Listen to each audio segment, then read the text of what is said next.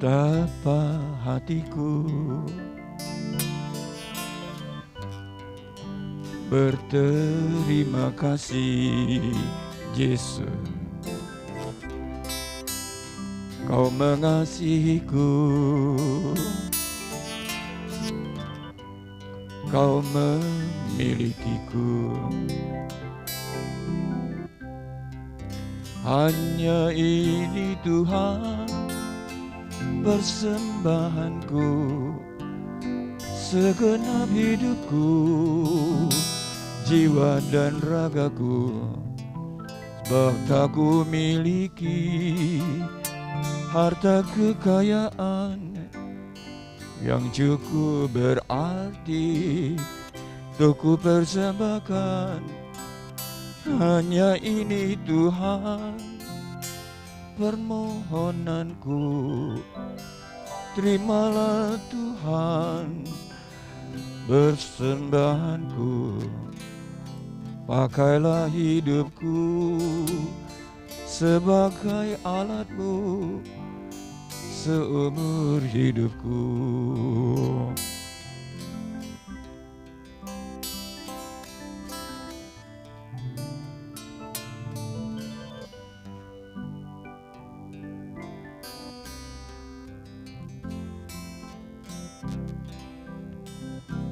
Terimalah Tuhan persembahanku, segenap hidupku, jiwa dan ragaku. Sebab tak ku miliki harta kekayaan yang cukup berarti untuk ku persembahkan. Hanya ini Tuhan permohonanku. Terimalah Tuhan persembahanku. Pakailah hidupku sebagai alatmu seumur hidupku.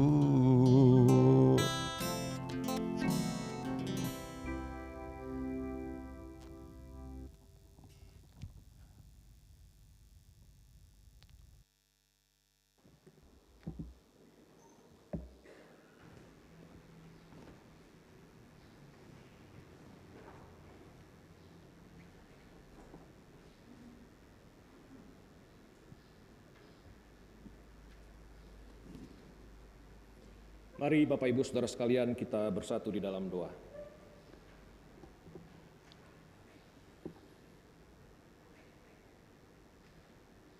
Ya Allah, bukalah hati dan pikiran kami dengan kuasa Roh Kudus-Mu, sehingga ketika kitab suci dibacakan dan sabda-Mu diberitakan, kami dapat menyimaknya dengan sukacita apa yang hendak Engkau katakan kepada kami hari ini. Allah pencipta langit dan bumi, curahkanlah kepada kami Roh Kudus-Mu. Kiranya pekerjaan yang dimulai oleh Roh Kudus pada hari Pentakosta terus berlanjut di dalam kami saat kami mendengarkan sabda-Mu dan melakukan kehendak-Mu. Kiranya ucapan mulut hamba-Mu dan perenungan hati kami semua berkenan kepadamu, ya Tuhan Allah, gunung batu dan penebus kami yang hidup. Amin. Pembacaan kitab suci hari ini terambil dari kitab Yohanes pasal 16 ayat 4b sampai 15.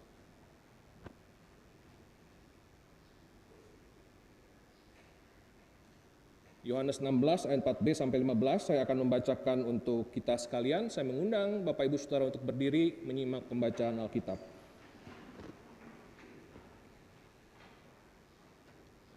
Dengarkanlah firman Tuhan. Hal ini tidak kukatakan kepadamu dari semula, karena selama ini aku masih bersama-sama dengan kamu. Tetapi sekarang aku pergi kepada Dia yang telah mengutus aku, dan tiada seorang pun di antara kamu yang bertanya kepadaku, kemana engkau pergi? Tetapi karena aku mengatakan hal itu kepadamu, sebab itu hatimu berduka cita. Namun benar yang kukatakan ini kepadamu, adalah lebih berguna bagi kamu jika aku pergi. Sebab jikalau aku tidak pergi, penghibur itu tidak akan datang kepadamu, Tetapi jikalau aku pergi, aku akan mengutus dia kepadamu. Dan kalau ia datang, ia akan menginsafkan dunia akan dosa, kebenaran, dan penghakiman. Akan dosa, karena mereka tetap tidak percaya kepadaku.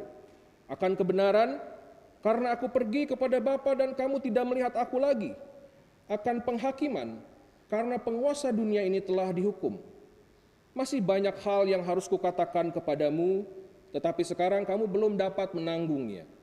Tetapi apabila ia datang, yaitu Roh kebenaran, ia akan memimpin kamu ke dalam seluruh kebenaran. Sebab ia tidak akan berkata-kata dari dirinya sendiri, tetapi segala sesuatu yang didengarnya itulah yang akan dikatakannya, dan ia akan memberitakan kepadamu hal-hal yang akan datang. Ia akan memuliakan aku, sebab ia akan memberitakan kepadamu apa yang diterimanya daripadaku. Segala sesuatu yang Bapa punya adalah aku punya, sebab itu aku berkata, ia akan memberitakan kepadamu apa yang diterimanya daripadaku. Berbahagialah setiap orang yang mendengarkan firman Allah dan yang memeliharanya.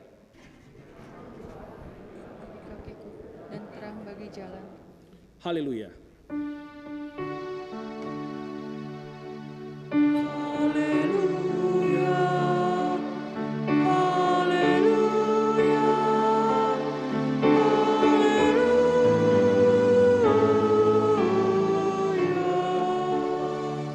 Silakan duduk, saudara-saudara.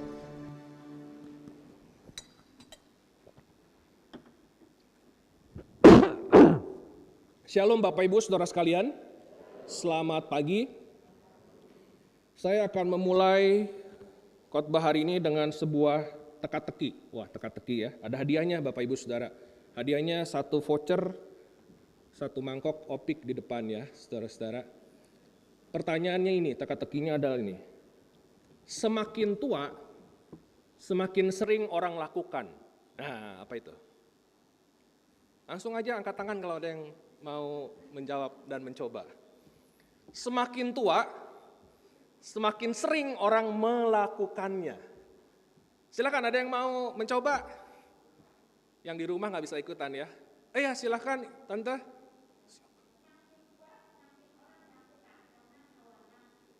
Hawa nafsu. Waduh, terima kasih Tante.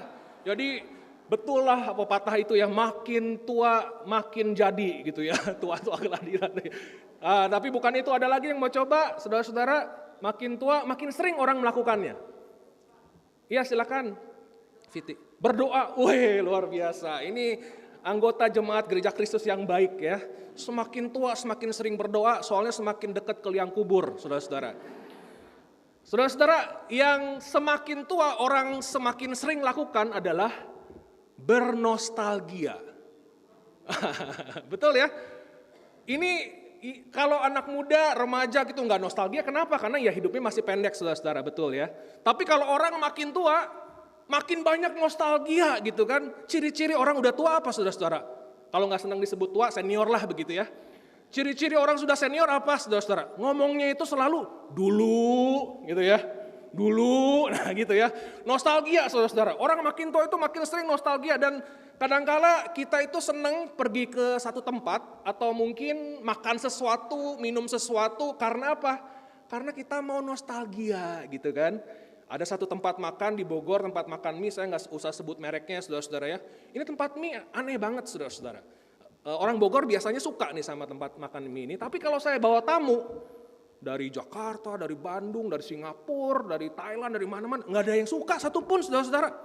Cuma orang Bogor kayaknya yang suka, yang dulu dari kecil di Bogor. Mungkin karena rasanya itu rasa nostalgia saudara-saudara. Ya, ketika tempatnya sekarang udah pindah pun orang bilang, aduh itu tempat penuh dengan kenangan gitu kan ya. Nah saudara-saudara, nostalgia itu apa sih sebenarnya? Nostalgia itu adalah mengingat atau merindukan sesuatu yang udah gak ada lagi.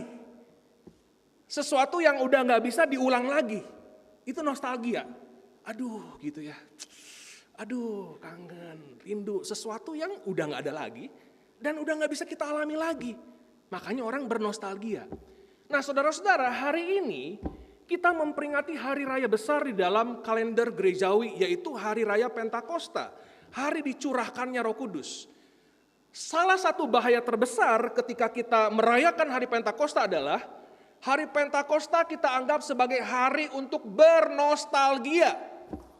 Maksudnya apa? Ya bernostalgia, Roh Kudus dulu memang sudah dicurahkan, Roh Kudus dulu melakukan perkara-perkara ajaib, Roh Kudus dulu memampukan para murid untuk memberitakan Injil dengan penuh keberanian, tapi itu mah dulu, bukan sekarang.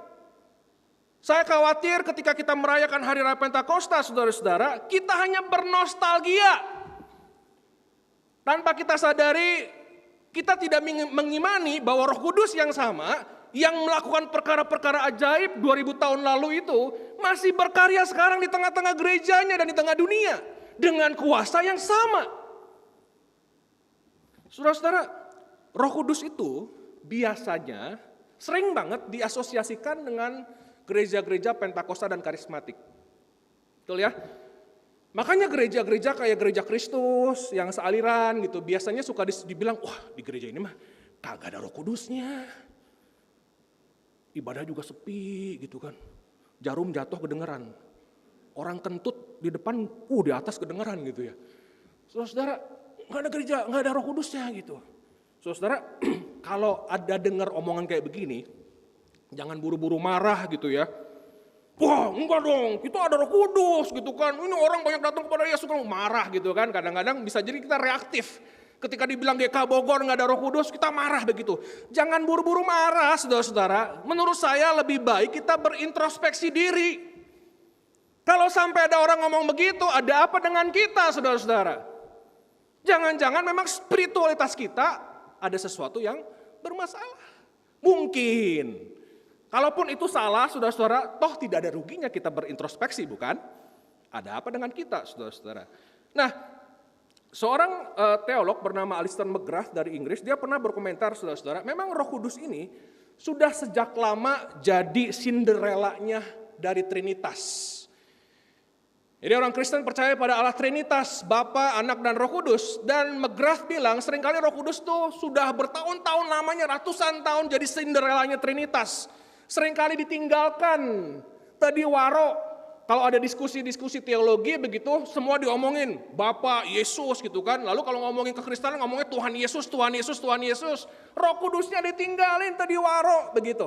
Sampai terjadi kebangunan rohani besar tahun 1906 di Amerika Serikat.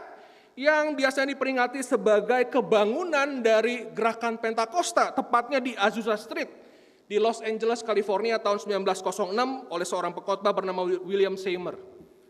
Di situ terjadi kebangunan besar-besaran di Amerika Serikat, saudara-saudara, yang melahirkan gereja-gereja Pentakosta seperti GSJA. Lalu gelombang-gelombang berikutnya.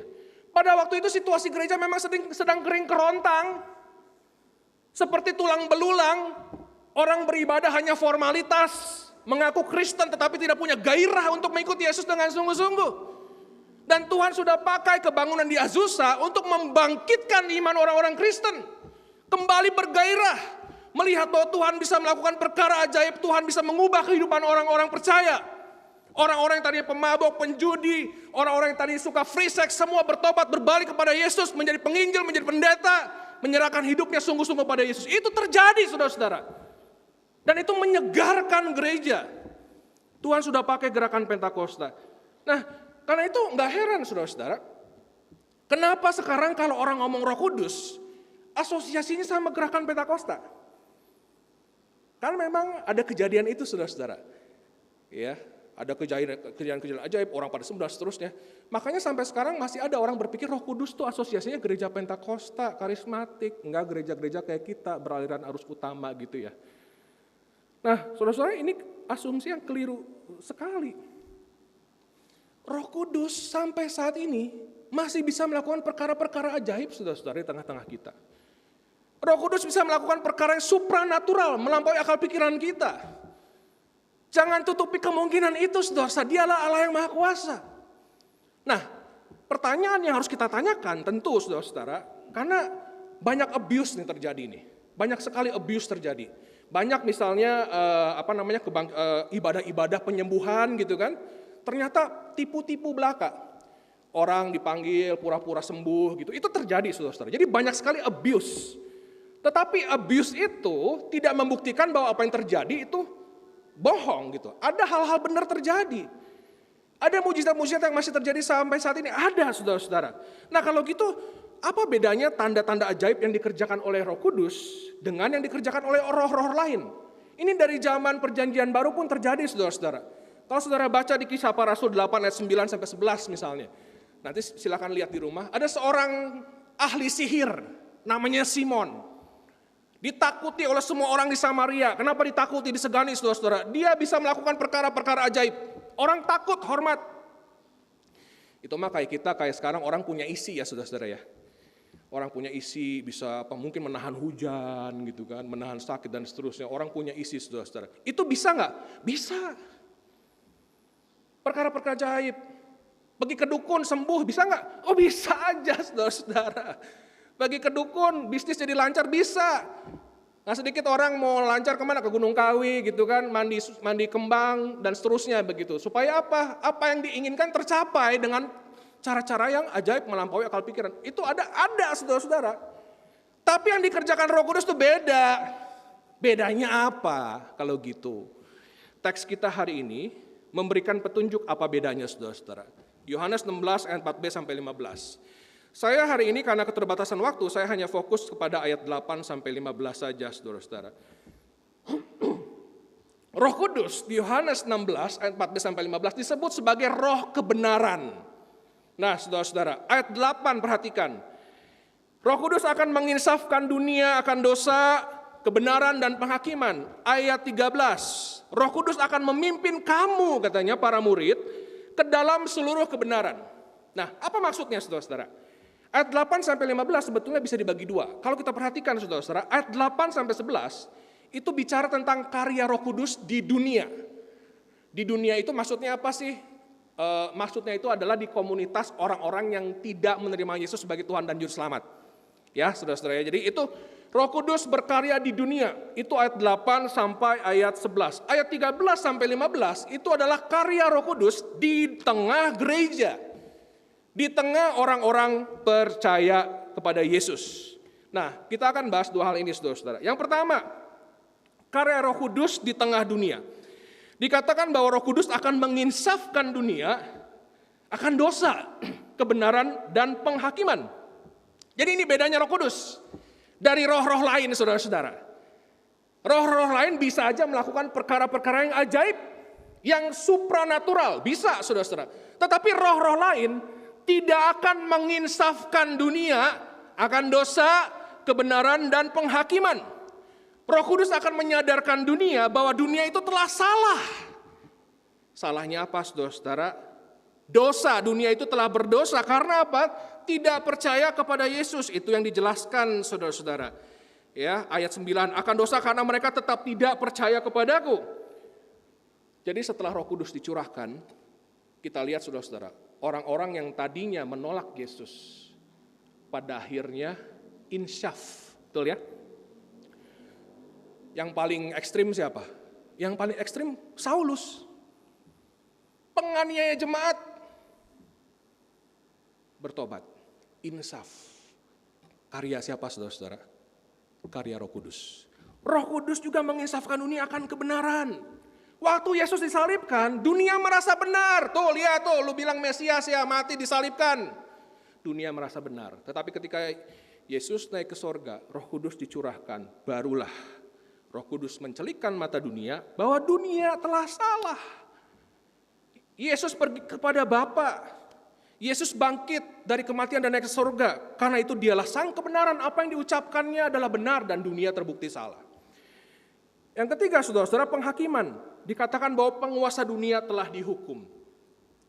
Saudara-saudara, ketika Yesus disalibkan, dunia merasa menang.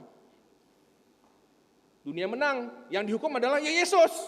Orang yang bersalah itu bikin heboh, bikin goncang kestabilan politik, kestabilan kehidupan beragama. Tetapi ketika Yesus naik ke surga, Roh Kudus dicurahkan, saudara-saudara. Dinyatakan bahwa dia bangkit, dia mengalahkan kuasa dosa dan maut. Nah, saudara-saudara, kesalahan dunia, saudara-saudara, Roh Kudus yang akan menginsafkan orang-orang yang belum percaya kepada Yesus bahwa dunia salah, berdosa. Kesalahan dunia apa, saudara-saudara? Dunia berpikir, harta dan tahta bisa menyelamatkan dunia, bukan? Itu pikiran dunia. Dan itu yang kita dengarkan setiap hari. Dari teman, media massa, media sosial, semua. Harta dan tahta itu bisa menyelamatkan kita, karena itu kejar terus. Saya bukan bicara tentang keselamatan nanti ya saudara-saudara ya, setelah kematian, bukan. Bahkan keselamatan hidup kita saat ini saudara-saudara. Orang berpikir dengan banyak harta kita bisa menyelesaikan banyak masalah dalam hidup gitu kan. Hidup saat ini ketika kita punya kuasa, kita punya koneksi sana sini, kita aman hidup kita di dunia ini. Siapa yang bilang saudara-saudara? Begitu banyak orang, banyak harta hidupnya tetap hampa. Begitu banyak orang menghalalkan segala cara untuk mendapatkan harta. Tamak akhirnya apa? Menghancurkan hidup orang lain, menghancurkan alam semesta. Yang susah siapa? Semua orang termasuk dirinya. Ketika orang menghalalkan segala cara, mengejar kuasa, punya segala tahta dan kuasa, nggak bikin kebal dari sakit penyakit, saudara-saudara. Ketika orang haus akan kuasa, yang terjadi apa? Peperangan, saling menyakiti satu sama lain. Hidup begitu menderita, tidak tenang, gelisah terus, nggak bisa tidur, tidak bisa menikmati hidup. Dan juga kita bicara tentang keselamatan, tentang kematian, saudara-saudara. Setelah kematian, dunia pikir dunia bisa menyelamatkan diri dengan apa? Dengan berbagai kebaikan. Berbuat baiklah, beramal gitu kan. Makanya biar apa? Biar masuk surga diterima sama Tuhan. Kita harus rajin berbuat baik. Saudara-saudara, kebaikan sebaik apa sih yang bisa membuat kita diterima sama Tuhan? Kebaikan sebaik apa yang bisa membuat kita di akhir hidup kita diterima oleh Tuhan yang Maha Kudus? Nggak bisa, saudara-saudara. Ada satu dosa aja kita sudah tidak layak di hadapan Tuhan. Perbuatan baik kita, kalau sudah ada dosa, nggak akan bisa mengobati, saudara-saudara. Yesaya 64 ayat 6 mengatakan, kesalehanmu itu seperti kain kotor. Kamu buat baik, kamu pikir itu bisa menebus dosamu? Nggak bisa, tetap kotor. Karena itu kalau ada orang bisa bertobat, saudara-saudara, menyadari dirinya berdosa dan menyadari dia tidak bisa menyelamatkan dirinya, itu adalah karya Roh Kudus yang menginsyafkan dunia akan dosa. Itu semata-mata hanya karya Roh Kudus, bukan karya orang-orang Kristen, saudara-saudara. Nah, tapi saudara-saudara, bukan berarti nih, oh ya Roh Kudus menginsyafkan dosa gitu ya. Roh Kudus bekerja di tengah dunia, bukan hanya di tengah gereja. Oke. Tapi bukan berarti gereja nggak punya tugas, saudara. Kalau kita baca Yohanes 15 ayat 26, ayat 27, satu pasal sebelumnya.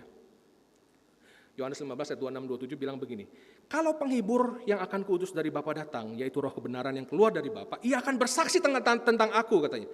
Tetapi kamu juga harus bersaksi karena kamu dari semula bersama-sama dengan aku. Dan ada satu ayat yang sering sekali dikutip untuk menghajar orang-orang yang merokok.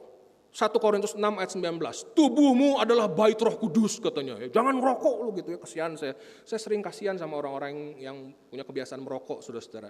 Ayat ini dikutip-kutip untuk menghajar mereka begitu ya.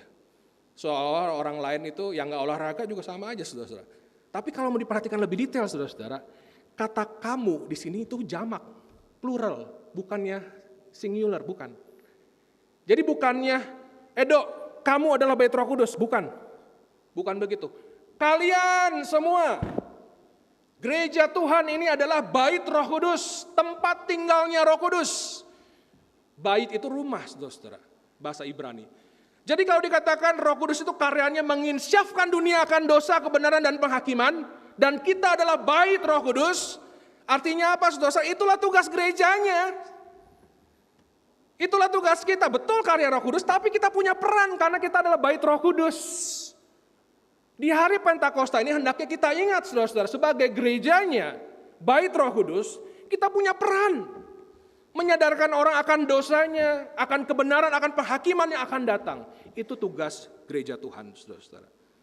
Dan yang kedua, saudara-saudara, karya Roh Kudus di tengah gereja. Dikatakan Roh Kudus akan memimpin kamu itu para murid, kepada seluruh kebenaran. Nah, saudara-saudara, di dalam Injil Yohanes dan secara keseluruhan teologi Kristen, yang namanya kebenaran itu bukan hanya bersifat proposisi. Kebenaran itu bukan hanya bersifat pernyataan. Pernyataan itu kayak apa? Kayak anak SD misalnya kan, PPKN. Pancasila silanya ada 5, yang satu Pancasila silanya ada 4. Yang mana benar salah? Oh ini yang benar, yang ini salah gitu ya. Itu pernyataan. Kebenaran di dalam teologi Kristen, di dalam Injil Yohanes tidak pernah hanya bicara tentang pernyataan atau proposisi. Kebenaran adalah seorang pribadi, Yesus namanya.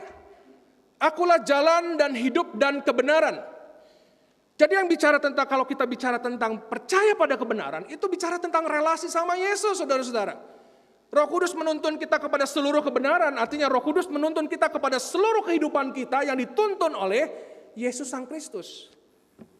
Nah, 2 hal yang perlu kita perhatikan, saudara-saudara. Yang pertama, ini berarti para murid itu belum sepenuhnya hidup dalam Yesus. Ya kan yang dengar kan para murid ya. Tanya Roh Kudus akan datang, akan menuntun kamu kepada seluruh kebenaran. Kamu siapa? Para murid. Itu artinya para murid belum hidup seutuh-utuhnya dalam seluruh kebenaran, belum. Makanya Roh Kudus akan menuntun kamu masuk ke dalam seluruh kebenaran, saudara-saudara. Nah, ini jadi sebuah refleksi buat kita, saudara-saudara. Kadangkala kita tuh nggak berani negur orang, karena kita berpikir gini, siapa sih gua negur-negur orang? Gua aja masih berdosa, gua negur orang lain yang berdosa juga, gitu kan ya? Kita kayak hidup gue udah bener aja. Atau kalau kita ditegur orang gitu ya, ditegur, siapa sih lo? Emang lo hidupnya udah sempurna negur-negur gue? Weh marah gitu kan, naik darah gitu kan saudara-saudara. Lah memang siapa orang yang sempurna saudara-saudara? Nggak ada yang sempurna. Tugas gereja bukan berarti kita harus sempurna dulu saudara-saudara. Kalau mikirin sempurna saya nggak akan naik ke mimbar ini sampai kapanpun. Tidak ada orang yang layak naik ke mimbar ini. Tidak ada, saudara-saudara. Kita ini orang-orang yang tidak layak, yang dicintai oleh Tuhan. Tapi kita terus berjuang mau hidup benar. Kita nggak akan pernah layak, sampai kapanpun nggak akan pernah layak, saudara-saudara. Tapi kita ini terus mau berjuang. Terima ketidaklayakan kita, ketidaksempurnaan, tapi jangan berhenti. Masalahnya banyak orang Kristen yang bilang, waduh udah gak bisa deh, gue mau udah kayak gini. Itu bukan kekristenan saudara-saudara. Tanda pertobatan seseorang adalah, dia akan terus mau berjuang, hidup benar. Dia bisa jatuh, bisa. Bahkan jatuh berulang kali, bisa. Jatuh dalam sekali, bisa. Dia akan bangun lagi. Dia akan bangkit lagi. 7 kali orang benar jatuh. Dia akan bangun lagi. Kita ini orang-orang gak sempurna, saudara-saudara. Kita rekan, saudara-saudari seperjalanan, lagi ikut Tuhan, lagi disempurnakan. Kalau harus negur orang lain, tegur. Karena saya peduli sama kamu. Bukan berarti saya udah sempurna, bukan. Kalau hari ini saya tegur kamu, minggu depan mungkin saya yang perlu ditegur sama kamu. Itulah yang namanya persekutuan orang percaya, saudara. Dan itulah Roh Kudus mau pakai kita semua untuk menginsafkan dunia akan dosa. Yang kedua, saudara-saudara, Roh Kudus dikatakan akan menuntun orang dalam seluruh kebenaran, dan saya tadi sudah jelaskan, kebenaran itu bukan bicara tentang hanya proposisi. Oh loh, percaya pada Yesus, anak Allah yang tunggal, dikandung dari anak darah Maria gitu kan, Roh Kudus, gereja, belajar teologinya udah jago banget gitu kan. Itu oke, tapi itu gak cukup. Kebenaran itu bicara relasi sama Yesus yang hidup. Yesus memang udah gak ada secara fisik saudara-saudara, tapi dia hidup. Dia itu real, nyata, hadir di tengah-tengah kita saudara-saudara. Melalui kehadiran Roh Kudus. Makanya kan kenapa Yesus bilang lebih baik aku pergi buat kamu. Karena kalau aku gak pergi, Roh Kudus kagak datang. Lebih baiknya apa Yesus gitu. Bukan yang mungkin kita yang berpikir, bukannya lebih baik ya kalau ada Yesus depan gue, kayaknya gue bakal percaya sama Yesus deh gitu ya. Kata siapa saudara-saudara? Kalau Yesus ada depan kita, jangan-jangan kita malah ikut nyalipin dia loh.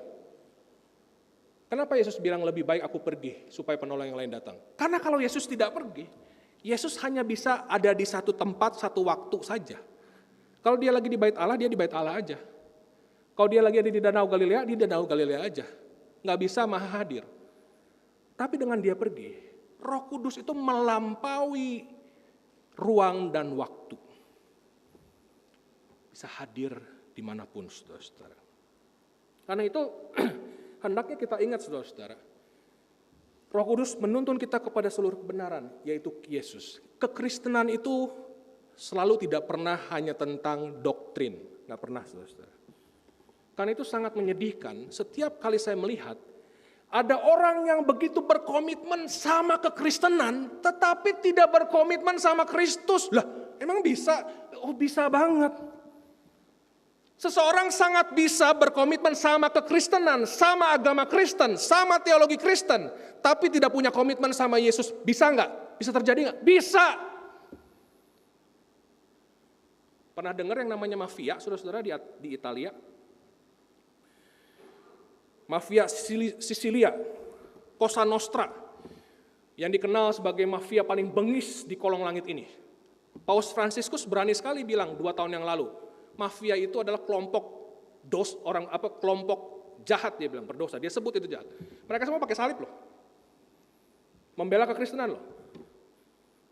Dan bukan cuma mafia, sekarang juga ada kok Kristen gitu ya. Apa-apa bela Kristen. Kristen dihina, marah gitu kan. Baca Alkitab mah nggak pernah. Boro-boro. Nyari pacar, kudu mesti Kristen, harus pokoknya. Sampai mati juga, pacar kudu Kristen. Nggak boleh agama lain. Di rumah suka berdoa, boro-boro berdoa. Ajaran Yesus coba hidupin benar-benar, boro-boro enggak. Tapi kudu mesti Kristen, kok gereja kudu mesti gitu ya. Jadi komitmennya apa? Sama sebuah tradisi. Sebuah agama, bukan sama pribadi Yesus yang sungguh hidup dan mengubahkan kehidupan kita, menuntun kehidupan kita, saudara-saudara. Ini sungguh sangat ironis. Jadi izinkanlah saya bertanya kepada saudara-saudara. Berapa tahun saudara sudah jadi orang Kristen?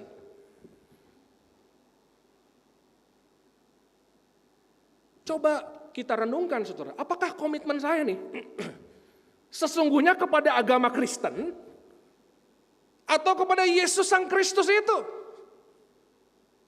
Komitmen saya kepada teologi Kristen, kepada kekristenan, atau kepada Yesus Sang Mesias?